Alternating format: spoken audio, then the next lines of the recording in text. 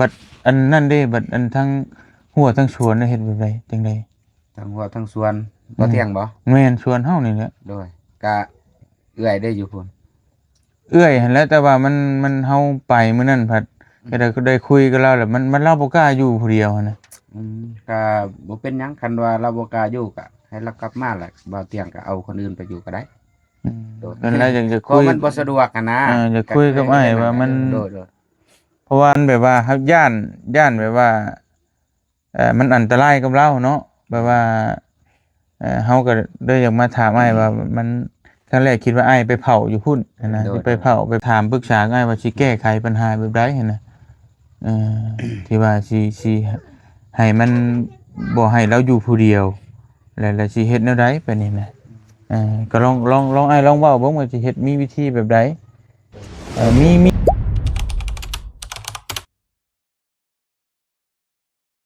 อ่าเอาพี่น้องเอ้ยเปิดภาพมาบัดนี้ก็อยู่เฮือนน้องจันทนาคือเก่าเด้อพี่น้องเด้อก่อนอื่นก็ต้องขอกราบทักทายสบายดีพ่อแม่พี่น้องเบิดสุขุทุกคนนะพี่น้องเนาะบ่ว่าสิอยู่ในและก็ต่างประเทศพี่น้องก็ยินดีต้อนรับเข้าสู่ช่องบ่เตียงทอง Channel คือเก่ามื้อนี้บ่เตียงก็มาอยู่เฮือนน้องพินแล้วก็น้องจันทนาอ่าแต่ว่าก็บ่ได้อ่ามาคุยเรื่องน้องพินน้องจันทนาดอกสิมาคุยกับอ้ายแดงมื้อนี้พี่น้องเอ้ยเพราะว่ามื้อวานนี่บ่เตียงไปสวนแหละได้ยินว่าทางเมียเราว่าอ้ายแดงนี่บ่ค่อยไปสวนก็มีแต่ปล่อยให้เมียนอนอยู่สวนผู้เดียวบ่เตียงก็เลยอยากมาถามเพิ่นว่า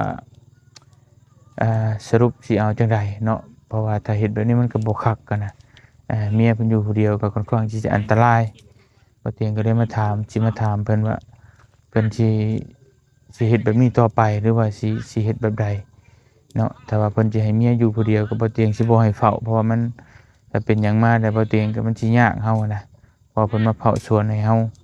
ตะกี้รับปากกันว่าเพิ่นมาเฮ็ดเรือนแหละตอนแลงสิไปนอนกลางเว้นน่ะมาเฮ็ดเรือนตอนแลงน่ะกลับไปนอนแต่ว่านี่บ่ไปเมียเพิ่นว่าบ่ไปเลยเฮาก็เลยย่านย้านเมียเราเป็นมันแนวมันบ่ดีแหละเนาะผู้หญิงอยู่ผู้เดียวก็เลยสิมาถามเบิ่งอืมว่าเพิ่นสิเอาจังใดเนาะถ้าสิเฮ็ดแบบนี้บ่เตียงก็สิให้คนอื่นเผาแทนเพราะว่ามันก็บ่คักอะนะพี่น้องเนาะบอกมันมีเนาะมันมีเนาะมีลูกมีเต่าบ่แล้วก็แล้วแต่เพิ่นเฮาก็สิเว้าให้ฟังแต่ก็บ่ได้ว่าสิให้ไล่หรือหยังเราออกดอกแต่ว่าเฮาก็ถามความเห็นของเพิ่นว่าเพิ่นสิแก้ไขแบบใดในเรื่องแบบนี้เรื่ถ้าองใหญ่เด้แม่นถ้าเพิ่นว่าก็สิเอาลูกเอาหลานไปอยู่นำเมียแล้วก็ไปมีจัก2คนน่ะก็โอเคเฮาก็โอเคนะพี่น้องเอ้ยถ้าว่ายังสิเป็นแบบนี้ให้เมียอยู่ผู้เดียวเนี่ยก็บ่เตียงก็บ่โอเคปานใดแหละก็สิถามเบิ่งเลาตามความเห็นเราแหละเนาะไปหาเราอยู่เฮือนพุ่นน่ะเพิ่นกำลังกินข้าวอยู่อ่าพี่น้องเอ้ยฮะสบายดีเนาะสบายดีเจ้าโอ้เป็นยังนอนอยู่นี่บ่สบายดีเด้อกินแล้วข้าวน้ำกินแล้วอืมอ่าฮะได้กินข้าวกับหยังไว้ว่าแท้แล้วเพิ่นต้มปลาดุกเออไปเอาซื้อแนวกินมาให้เดี๋ยวย่าแล้วซะหรือว่าเอาเมื่อบ่เพิ่นกินแล้วเนาะนี่เฮงได้ขึ้นได้บ่ขึ้นแล้วแหละไปขึ้นมานี่แหละสภาพเพื่อนชานสาดกันมาได้ปูบ่เป็นหยังมาวันนั้นโอ้ยฝนตกมาเปียกหมดอยู่กันนอนเบาเพลงให้เฮาเนี่ยเปิดเพลงอยู่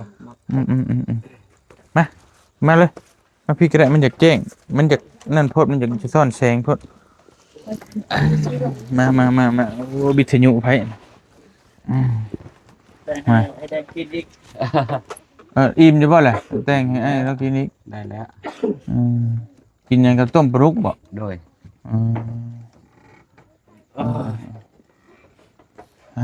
พี่น้องเอ้ยปืนแล้วบ่เฮือนชานโดยปิดจอบเนาะไวเติบอยู่จักมื้อรวมแล้วเฮ็ด 12 มื้อ 12มื้อ โดย ไวอยู่ บ่อยนะ 2คนไล่เฉลี่ยใช้คนละ6มื้อ13มื้อเนาะแล้วอ่ากินเบิดแล้วเขาเจ้าก็กินแล้วบ่ ยัง ให้สร้างกินซื่อ สร้างกินก่อนบ่ โดยให้ ตั้งเฮานี่เก็บเฮาได้กินเด้อ กินแล้วบ่เป็นสร้างก็ดิ เออ สร้างก็ฮะอยากกินด้วยกันแล้วบ่มีปากคือกันแล้วบ่ เดี๋ยว บ่หยอกได้บ่หยอกซื่ออ่า กินเลยซบจนแดง สบายดีลูกสบายดีก่อนกินหยังน่ะ สบายดี กินหยังน่ะกินปลาดุกอ้าวเว้ยจังพ่อเห็นร้อยรวยๆอยู่กระช่ามมัน บ่ เออ จับไปปล่อย ดีแล้วขอยบ่ปล่อยเพิ่นเนี่ย เราเห็น ปล่อยแล้วอดมื้อนั้นน่ะเจ้าก็ไปจับเอามื้อนั้นไปจัก บ่น เออ ได้เจ้า แม่นบ่ บ่ได้เจ้า อืมเจ็บไหม เราปล่อยเป็นเดือนแล้วไอ้ว่าจะไปจับ อ้าวเป็นเดือนมึงเทือนบ่ไปเด้มันน้ำขังอยู่หั่น เออ จับบ่ได้แล้วเนาะมันหกเนาะอ่า เพราะเฮาได้จับกับพยาธิผู้อื่นจับปัญญามัน ก็แล้วแต่เขาหรอกเฮาเฮ็ดบุญเขาจะเฮ็ดบาปเฮ็ดเวรก็แล้วแต่เขาอันนั้นเรื่องนั้นก็ได้ บอกกับลูกกับบ้าน เออ จับเลยว่าอาจจะไปนั้นไปลอยอันนั้นก็ผิดอยู่ค่ะ บ่ได้ได้จับมันผิดได้ผิดฮีด คิดที่ได้เพิ่ม ผิดฮีดอ้ายนี่แหล้วมันฮีดคนอื่นเนาะ ไอ้สร้างเองคิด เออ อยู่บางใดอยู่น้ำสางบ่ จะบ่แล้วปฏิบอกโอ้บ่ได้เด้นี่นั่น เดี๋ยวกินต้มแบบ เออ แต่มันหุบ อย่าบอก บ่บอก บ่มันมีละเด้บ่เห็น ไปจอบเบิ่งไข่ โอ้ยอย่าจอไปจักบ่มีบ่เห็น บ่น้องมักไปเก็บผักเว้น้อง สิลอยไป แม่นว่าน้องยักไปส่ง โอ้น้องไปมุดเลย บ่นะ โอเคพี่น้องเอ้ยบัดอันไอ้นอนอยู่ไสซะตัวนี้นอนอยู่นี่ โดย นอนอยู่นี่เลยบ่หรือว่านั่นใด แม่นนอนอยู่นี่ บัดอันนั่นเด้บัดอันทั้งหัวทั้งสวนน่ะเฮ็ดแบบใดจังได๋ ทั้งหัวทั้งสวนบ่เที่ยงบ่ แม่นสวนเฮานี่แหละ โดยก็เอื้อยได้อยู่พุ่น เอื้อยหั่นแหละแต่ว่ามันเฮาไปมื้อนั้นผัดก็ได้คุยกับเราแหละมันเราบ่กล้าอยู่ผู้เดียวหั่นน่ะ ก็บ่เป็นหยังคันว่าเราบ่กล้าอยู่ก็ให้เรากลับมาแหละบ่เตียงก็เอาคนอื่นไปอยู่ก็ได้ นั่นแหละอยากจะ ก็ คุย มันบ่สะดวกอะนะ อยากคุยกับอ้ายว่ามัน โดย เพราะว่า มันแบบว่าเฮาย่านแบบว่ามันอันตรายกับเราเนาะแบบว่าเฮาก็เลยอยากมาถามอ้ายว่ามันครั้งแรกคิดว่าอ้ายไปเผาอยู่พุ่นนะสิไปเผาไปมาๆเลยบัดนี้บัดอันเราก็ เรามีคนอยู่นำแน่นะ มันเลยบ่มีคนอยู่นำเราบัดนี้ความหมายว่า อีต้นลาวหั่นแหละต้นเอื้อยนั้นเห็นแล้ว พอไปเบิ่งแล้วว่านนี้เขาไปก็เห็นแล้วอีต้น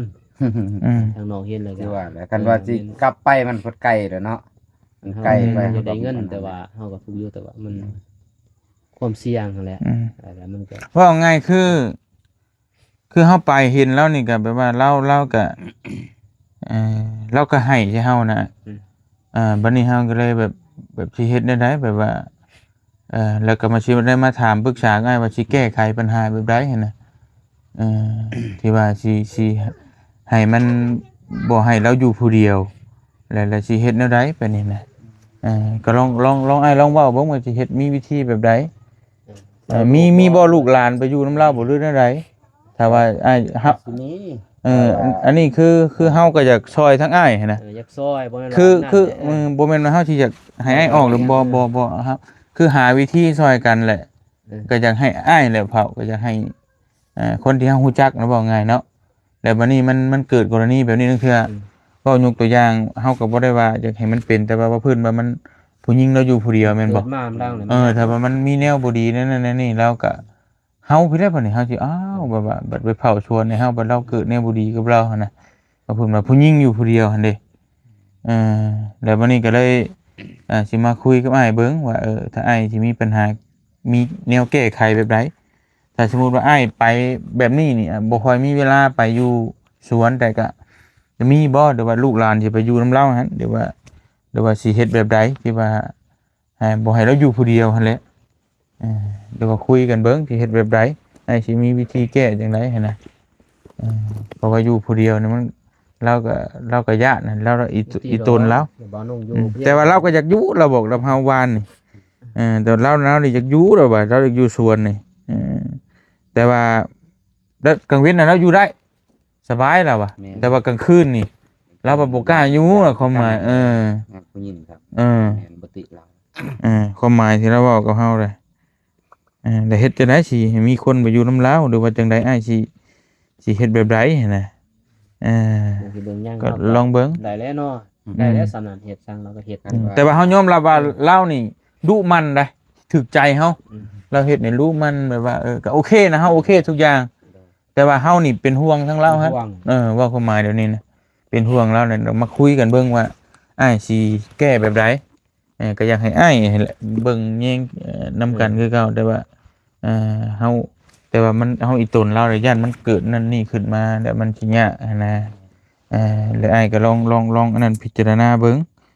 ว่าสิเอาแบบใดเฮ็ดบ่ได้แล้วเนาะว่ามันบ่มีแล้วว่าบ่มีทางนั้นเราจะเอาจังว่ากันไหมเนาะแต่ว่าจังปรึกษากันเบิ่งอื่นยังก็มีอยู่แต่คนดีมีบ่ก็มีหมดนั่นแหละเนาะแม่นๆเฮ็ดน่ะก็เฮ็ดหมดแต่ว่าเฮาอยากอ้ายและเบิ่งอีต้นเรื่อยนั่นแหละเพราะว่าตอนนี้น่ะทั้งบ่เตียงนี่พี่น้องบ่เตียงก็จ้างเรานั่นตะกี้น่ะบ่เตียงให้เรานั่นว่าเดือนละ3 ล้านเนาะบัดนี้บ่เตียงก็คิดอีตนนั่นแหละอีตนเอื้อยเรามีไอ้แดงนั่นแหละเราก็เสียหญ้าหยังทุกมื้อแล้วบัดนี้บ่เตียงก็เลยเว้ากับเอื้อยเราซั่นเฮาสิให้เราน่ะเดือนละ4 ล้านทางค่าเราเสียหญ้าเสียหยังให้นะแล้วเพิ่มให้เรา4 ล้านนี่นะตอนนี้นะแต่เราก็อยากเฮ็ดเราบอกว่าเราอยากเฮ็ดเราก็อยากอยู่แบบว่าง่ายคือมาเฮือนก็เราก็บ่มีแนวเฮ็ดนั่นน่ะเนาะแล้วว่าอยู่นำหั่นก็อย่างน้อยก็เฮ็ดเจาะๆแจ๊ะๆไปนั่นก็ได้เดือนละ4 ล้านนั่นนะบ่เตียงให้เราตะกี้ก็คิดว่าถ้าไอ้แดงอยู่น้ำใกล้หั่นก็เฮ็ดแถวใกล้นั่นก็ไปรับไปนอนหั่นก็เที่ยวไปเที่ยวมานะแต่บัดนี้มันไกลก็เข้าใจแต่อยากให้มีคนอยู่นำเราแม่นก็ได้แล้วบัดนี้ทางเราก็ว่าถ้าว่าบ่มีคนอิเลียรอหรือว่าแล้วก็เราก็ยังตัดสินใจบ่ได้นะถามว่าตัวเราเองนี่เราอยากอยู่หันแต่ว่าเราก็มาให้มาถามไอ้แดงว่าไอ้แดงนี่สิมีแนวทางเฮ็ดแบบใดนะที่ว่าสิเฮ็ดแบบใดกับเรื่องที่บ่อยากให้เราอยู่ผู้เดียวนะก็ลองอันนั้นเบิ่งอันนี้ก็ลองเมื่อทำมันนั่นน้องอยู่บ้านก่อนถ้าว่าเพิ่นว่าไปอยู่นำแล้วก็เพิ่นไปอยู่สมมุติว่ามีลูกมีหลานจักคนนึงซะเนาะน้อยๆซ้ำใดซ้ำหนึ่งก็ได้ขอให้เรามีหมู่เราบ่ย้านนะก็ได้เป็นชาวเป็นหยังเลือกเป็นผู้ชายก็เป็นซ้ำใดซ้ำหนึ่งเพราะเฮาเว้าได้นะพอได้อยู่นำเป็นนั่นแน่คือไอ้แดงสมมุติบ่มีเวียกเนาะกับไปถึงงานเฮาบ่มีบัดนี้ไอ้แดงไปอยู่เราเว้ากับเฮาก็บ่ได้ว่าจำเป็นต้องให้อ้ายไปนอนคู่มื้อดอกแต่ว่าแค่ว่าอาจจะ2 มื้อหรือ3 มื้อนี่ไปเทื่อนึงหั่นนะพอแบบว่าให้อุ่นแน่คือว่าแหละแบบนี้แหละมันเราก็วางเวงหั่นแหละอยู่ผู้เดียวแต่ปุ่นบ่แต่เฮือนน้องเมฆบ่แหละแต่เฮือนน้องเมฆก็นอนอยู่หั่นอันนั้นแต่เฮือนน้องเมฆมาอายลงมานี่เลยบ่แต่ปุ่นบ่แม่นก็ขึ้นไปนอนอยู่พุ่นนำแน่2 มื้อ 3 มื้อก็เทื่อนึงนี่เฮาก็คุมงานอยู่นี่ก็บ่เป็นสิไปหั่นแหละตัวนี้เฮาก็เข้าใจเจ้าได้บ่แม่นว่าบ่เข้าใจว่าถ้าว่ามันไปมาอีหลีมันก็ไกลเนาะขี่รถจักรเฮาก็อันนี้ก็เห็นใจเจ้าแต่ว่าคือมาปรึกษากันนะบัดทั้งนั้นก็อยู่ผู้เดียวเราก็เราว่าย้านเราผู้เดียวกลางเว้นน่ะบ่ย้านอยู่ผู้เดียวก็ได้แต่ว่ากลางคืนน่ะถ้ามีหมู่อยู่นำน่ะอยู่ได้นะแล้วบัดนี้ให้ไปคุยกับไอ้เจ้าเบิ้งเราแบบว่าสิเฮ็ดแนวไหนเราว่ามันย่านตัวนี้แล้วกลางคืนนั้นแต่เราอยากอยู่หันเราว่าอย่างหน่อยมันก็พอได้เงินได้คำมาแล้วสิ้นเดือนมากก็พอได้เงินได้คำใช้เนาะยกตัวอย่างเราว่าเมื่ออยู่เฮือนก็มันก็บ่มีรายได้หยังสินะได้นักในนาเด้แม่มีเดี๋ยวลกหญ้าลกตองไปคือเจ้าฮู้แล้วอยู่หั่นเขาฮ้อนแต่ฝนตกก็บ่ได้เฮ็ดแล้วบัดนี้ก็เฮาก็เข้าใจทั้ง2ฝ่ายแหละพี่น้อง ถ้าสิให้ไอ้แดงอยู่แต่ส่วนหันมันก็บ่เป็นหันนะคือก็อยากให้มีได้เพิ่มเติมอีกก็อยากเฮ็ดเรือนเฮ็ดซ่านพี่น้ำเนนะครับก็เข้าใจหั่นแหละ เพราะว่าต้องมีรายได้ในช่องทางนี่แล้ววันนี้มันก็ไกลเฮาก็เข้าใจตัวนี้อีกพอจากนี้ไปพุ่นก็ประมาณ40ปลายลักพุ่นนะขี่รถจักรมันก็เติบหนึงอยู่ประมาณชั่วโมงเป็นจังไง ทีมงานว่าจากผู้ใหม่ได้บ่ก็ได้จากเทือนซ่านนะแต่ว่าเฮาอีต้นเล่านั่นแหละ แม่น เฮาเคยอยู่ต้นนั่นบ่ได้หยังนี่ให้เพิ่นได้ซะเพิ่นก็เป็นสร้างแนว แม่นคือฮู้แหละว่าง่ายคือส่วนนี้เฮาจะจ้างไปก็ได้แม่นบ่ โดย แต่เฮาก็อยากให้เจ้าได้ โดย แต่คือเฮ็ดเฮือนนี่คนอื่นก็อยากเฮ็ดก็มีคือกัน แต่เฮาก็ทั้งเฮาก็อยากให้เจ้าได้ที่นะอ้าย โดย บัดนี้บัดนี้แหละบัดนี้ก็ทั้งนั้นก็อยากให้ได้ทั้งนี้ก็อยากให้ได้บัดก็อยากช่วยกันฮะยกตัวอย่างอ้ายก็มาเฮ็ดทั้งนี้ก็ได้ทั้งนี้นำแน่เงินจากเฮ็ดเฮือนแม่นบ่ล่ะทั้งพุ่นก็เผาสวนก็ได้ทั้งนั้นนำนี้ พอได้เก็บ ก็พอตื้มกันเด้ทั้งนั้นกับทั้งนั้นทำหนึงอันนี้ไอ้ได้ทั้งนี้ก็ทำหนึงบ่ได้ตื้มกัน โดย แล้วเฮาก็มาหาทางออกช่วยกันมันนี่สิเฮ็ดแบบใดมีแต่ไอ้ไปคุยเบิ่งถามลูกถามหลานเบิ่งแล้วไปอยู่ไปเผาน้ำลาวหั่นได้บ่หรือว่าจังได๋ช่วงไอ้ไปไกลแต่ช่วงไอ้อยู่ใกล้ไปอยู่ใกล้ๆลาวหั่นก็จังให้ลูกหลานมาก็ได้สินะ แล้วไปคุยกันเบิ่ง พอได้ไปนอนเนาะบัด แม่น คือตอนมีเวียงนี่แหละ ไอ้ห้ามีคนไปอยู่นะ อายบ่มีแล้วอายไปอยู่ก็ยังแค่แน่อยู่หั่น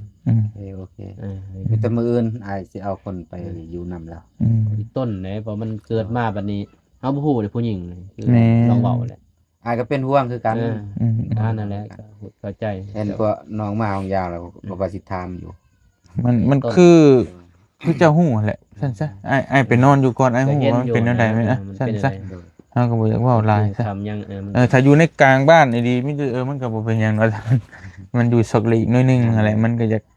วิวใจนิดนึงอยู่ ก็ไปอยู่แล้วเนาะ2คนแม่นบ่กับเบาหน่อยสร้างหน่อย อืม แต่หันได้เห็นอยู่นะ แต่เฮาก็เราก็เล่าอยู่เอื้อยเราก็ย่านไอ้ต้นเรานะให้เพิ่นไปนอนเรียนไปนอนก่อนว่าอันแล้วมีแต่ว่าสิไปเอาน้ำไม้แดงเบิ่งนะ ไปนอนก่อนกันดึกกันว่าคันมันแจ้งกันสำได้สำนึงอย่าเผามาอย่างจะตะเวนออกเนี่ยจังมานะบอกเพิ่นมันมืดหรือคึมๆยังยางมากตอนเช้ามันง่วยๆบ่เห็นได้เขาว่าคนเขา เราก็บ่กล้าอยู่นะเราก็บ่ได้อยู่เราก็ไปนอนคืนพี่น้องอีก แล่นมากแล้วว่าโอ้เห็นใครเปื้อๆเพิ่นบ่าคือดาพี่ยังเราเพิ่นดอก แล้วเราให้ฟังเราไปนอนเฮือนพี่น้องเลยแต่ตอนเช้าเลยเรามาแต่เช้าเรามาอยู่สวนแต่เช้าเลย ยันหมู่ไปงัดไปยัง ยันคนมางัดห้องงัดเอาพื้นเอาไฟน้ำมันนะฮะแล้วเรามาแล้วเราเห็นไฟบอกคิดว่าผีปอบผีโพงนะเราเห็นมือ ให้เลยแล้วว่าขึ้นรถมา แล้วเราให้ฟังเขาแค่อีตูนนั่นน่ะ เราก็ให้ แต่มันโมเมนต์เนี่ยไฟเขาจุเขาอย่างนั้นมันบ้าๆแล้วก็ตื่นแล้วย่านผู้เดียวนะแล้วก็โอ้แบบฟังนี่อีตูนเราน่ะ ญาติอยู่แล้วเนาะเป็นหยังก็ระแวงอะไร มันเป็นนั่นน่ะนะ แล้วน่ะลูกเมียแล้วเนาะ อีต้น นั่นแหละก็เลยว่าโอ้จิไปคุยกับไอ้แดงก่อนสิเฮ็ดแนวใดว่ามันต่างคนอยากให้ได้นะทางพุ่นก็อยากให้ได้อย่างน้อยก็คือข้าวน้ำบ่เตียงซื้อให้เด้พี่น้องสิ้นเดือนมาแล้วก็ได้เก็บคือเดือนเท่าไหร่ก็บ่ว่ากันแต่ว่ามันพอได้ทั้งนี้ไอ้แดงมาเฮ็ดเฮือนก็ได้ตื่มกันไปอีกต่างคนต่างหานะก็อยากต่างที่ฮู้จักฮักแพงกันนั่นแหละก็อยากให้ได้ว่าซั่นซะก็เลยหาทางออกช่วยกันมันนั่นแหละ ไปหาเบิ่งก้อนมืออื่นนั่นแหละ โดย พอเพื่อนก็แม่นอยู่ลิงก็แต่สิสัมพันธ์ก็คือนั่นแหละเอื้อยต้นนั้นเพราะว่าเฮาไปญาติเลยพี่น้อง มีแต่ว่าเดี๋ยวไปหาเบิ่งถามเบิ่งลูกหลานผู้ใดเขาบ่มีเวียกมีงานเด็กๆน้อยๆก็ได้ดอกซำ10ปลายปีนั่นนี่ไปอยู่นำเพิ่นเพราะนั้นก็ มันเป็นนั่นแน่เนาะนี่ผู้เดียวโอ้จักอีหยังบัดนอนสมมุตินอนแต่ว่าทางนอนนุ่งก็เตียงไม้นอนเนาะไปนอนพี่น้องก่อนพอเฮาฮู้เลยเด้บ่ทันฮู้ก็จักสิว่าแล้วตอนนั้นก็บ่ได้ฮู้เด้ ก็อีต้นนั่นแหละ แล้วก็นั่งเรา ก็บอกเขาไปเผาไปอยู่น้ำซื่อๆนั่นแหละก็บ่ได้เฮ็ดหยังเฮ็ดก็แก๊กก็ ก็นั้นก็แบ่งให้เขาเดือนมา4-5แสนบ่ได้ ก็ดีกว่า เขา บ่ ซื้อ ได้ นี่ไปนอนอยู่ซื่อๆก็บ่ได้เฮ็ดหยังก็ไปเผาข้าวน้ำข้าวน้ำก็ซื้อให้กินตัวนี้ก็อยากได้ตัวนั้นก็อยากได้นะจับมันจับนี่ก็ สุดท้ายเฮาก็บ่ได้หยังหั่นแหละแบบมันเป็นน้ำลังมามันนั่นมาเนาะเฮาบ่อยากเว้าต่อมันบ่ดีก็อีกต้น เพราะว่าเฮาก็บ่อยากตัดใช่ป่ะเอ้าสมมุติว่าเฮาตัดปุ๊บตัวนี้บ่ให้เราเฮ็ดก็จะเฮือนน่ะให้เราไปอยู่พุ่นมันก็เฮาก็คิดเห็นใจกันนะเนาะสิไปมันก็บ่มีรายได้มันก็บ่มันก็โอ้ยนะเฮาก็มันก็คนเฮามันก็ต้องอยู่ได้เพราะเงินน่ะบ่มีเงินก็อยู่บ่ได้เฮาก็บ่อยากตัดทางนี้แล้วก็บ่อยากตัดทางพุ่นนะก็จังนี้ทั้งก็อยากให้ได้มีเข้าทางพุ่นก็อยากให้ได้รับแล้วมันก็บ่ได้จุนเจือนั่นแหละ มันสิบ่เมื่อยปานใดเนาะ อืม นี่น่ะคือให้ก็วางแผนเบิ่งนั่นแหละคันว่าน้องนุ่งสิไปอยู่นะ เฮาก็คุยกับเราอยู่ว่าสิเฮ็ดแบบใดหรือว่าถ้ามันบ่มีอีหลีเอื้อยอยู่บ่ได้นี่สิเอาลูกเต้าเขาสิมาอยู่บ่หรือว่าสินะถ้าลูกมาอยู่ก็ให้มาอยู่ก็ได้เฮาก็ให้คือเก่าเดือนละ4ล้านแล้วแต่สิคุยกันเบิ่งว่าถามกันเบิ่งสิเอาแบบใดก็ได้เบิดแต่เฮาก็คือเฮาให้ก็มาเฮ็ดก็บ่ได้มีหยังคือเก่าน่ะแซมตัวใดมันตายหั่นอยู่หั่นแล้วก็เสียหญ้าเบิดเท่านั้นบ่ได้เฮ็ดหยังมีตำอื่นสิให้คำตอบ ได้ก็อันไหนก็ไปคุยไปนั่นสอบถามเบิ่งว่า นั่นแหละ คือมันเฮาก็บ่อยากว่าที่เว้าตัดกันบ่อยากให้อันนี้ต่างฮู้จักฮักแพงกันก็บ่อยากคือจะว่ามันคือให้ผู้ใดคนอื่นเอาไปให้ผู้นี้ไปเผาไปนั่นมันก็ได้เบิดแหละแต่ว่าคือรีเริ่มมานํกันนะอ้ายเป็นคนเฮ็ดฮู้เฮ็ดชวนเฮ็ดแก่มานํกันเฮาก็อยากให้ได้นํกัน โอนใส่ใจคอกันนั่นแหละ แม่นคือไว้ใจกันคือมันอย่างน้อยก็ให้พอได้ทุกเดือนละ4ล้านมันก็เก็บไว้ก็โฮมไว้มันปีหนึงมันก็เนาะ30-40ล้าน มันก็ได้เป็นก้อนเติบนะมันก็บ่อยากให้จิ้มเงินตัวนั้นไปให้คนอื่นซะว่าง่ายซะก็อยากให้คนรู้จักฮักแพงกันได้บัดนี้แหละมันเฮามาเห็นแบบนี้มันก็เฮาก็จะป้องกันไว้บ่อยากให้มันเกิดแล้วมาแก้น้ำหลังเด้มันก็สิยากเด็กดีกว่าให้มันเกิดแล้วโอ้เอามาคิดน้ำหลังนี่ก็มาคุยกันต่างที่ว่าทั้งนี้ก็บ่อยากให้เจ้าทิ่มเพื่อนทั้งนั้นก็บ่อยากให้ทิ่มสวนก็มาแก้กันจังไงก็ไปชอบเบิ่งเฮาก็ว่าสิมันบ่ยากปานใดดอกก็เบิ่งนั่นแหละอ้ายก็พิจารณา ตอ เบิ่ น ง เฮาเฮ็ดเนาะตอนคืออ้ายเฮ็ดนี่แหละ แม่น มีคนไปอยู่นะมันทำได้เฮาว่างดคืออ้ายเฮ็ดเนาะ10ปลายมื้อก็แหละแม่นบ่ แม่น ฮะ ช่วงที่ว่าอ้ายเฮ็ด ขนาดนั้น แต่ว่าไอ้ช่วงไอ้ได้ไปบ่มีหยังก็จังไปอยู่ก็ให้เขามาลูกหลานนั่นนะหรือว่าไอ้มีงานตลอดด้วนเลยหรือว่าทางนี้ลูกเต้าดำให้ดำนาแล้วก็ให้เอ้อยแล้วมาอยู่เฮือนแล้วก็ดื้อให้ลูกไอ้ไปเผาแทนบ่ยกครอบครัวไปพุ่นก็ได้ผัวเมียเขาไปเผาหั่นก็แล้วแต่นะว่าถามคนสมัครใจว่าเขาสิเอาบ่ซำไปเผาอยู่หั่นเดือนละ4ล้านเฮ็ดนั่นนี่คือไอ้ฮู้แหละก็บ่ได้มีหยัง แต่เขาว่ามันบ่โอเคบ่พอใจทำนี่ก็ยาก็บ่เป็นหยังแต่เขาว่าโอเคไปบางอื่นก็บ่มีแนวเฮ็ดก็ไปเผาอยู่หั่นก็ ก็ยังอยู่หั่นแหละ เพ ราะมันก็อยู่บ้านก็บ่ได้เฮ็ด นั่นแหละ เฮ็ดก็บ่ได้สำนัก ไปมีแต่นั้นแล้วเด้ออ้าย โดย เด้อก็อยากที่มาคุยนี่ก็บ่แม่นว่ามีหยังได้เฮาก็อยากให้ ดีใจแล้ว แม่นปรึกษากันเพราะว่าพอฮักแพงเนาะอยากให้ได้เงินได้คำแต่ว่ามัน ตัดขาดที่เขาว่าเป็นไปบ่ได้ แม่นเฮาก็อ้ายก็ฮู้แหละใจเฮามันบ่แม่นว่าสิบ่ถูกใจแล้วสิปุดปัดแบบเผด็จการแล้วมันก็บ่เฮาต้องเบิ่งกันยาวๆคนเฮาเนาะคืออ้ายเคยดีช่วยเฮาอีหยังทุกอย่างเฮ็ดหัวเฮ็ดสวนก็เฮ็ดคือของเจ้าของอะนะเฮาก็เห็นความดีกันนะก็อยากให้ได้นํกันเงินส่วนนี้ก็สมมุติว่าเดือนละ4ล้านปีนึงมันเท่าไหร่จ้ะมัน48ล้านเนาะปีนึงซึ่งนั่งอยู่เพื่อนชื่อมันก็เนาะมันก็อาจจะบ่ได้ในส่วนนั้นแม่นอยู่แต่ว่าเฮาเมื่อยในเฮ็ดเสียหญ้าเล็กๆน้อยๆแต่ว่า บ่ได้เมื่อยปานใด แม่นก็คือว่าแหละมันก็บ่อยากชิมเงินตัวนี้ให้คนอื่นนะแต่เฮามีงานมีหยังก็สิแหละก็หาอ้ายแดงคือเก่าน่ะเจ้าก็ได้ตัวนี้นี่ตัวนั้นนี่ก็ต่างถ้อยที่ถ้อยอาศัยกันนั่นแหละแม่น แบ่งนะ เอาในนั้นได้เด้อ โดย โดยจะได้ก็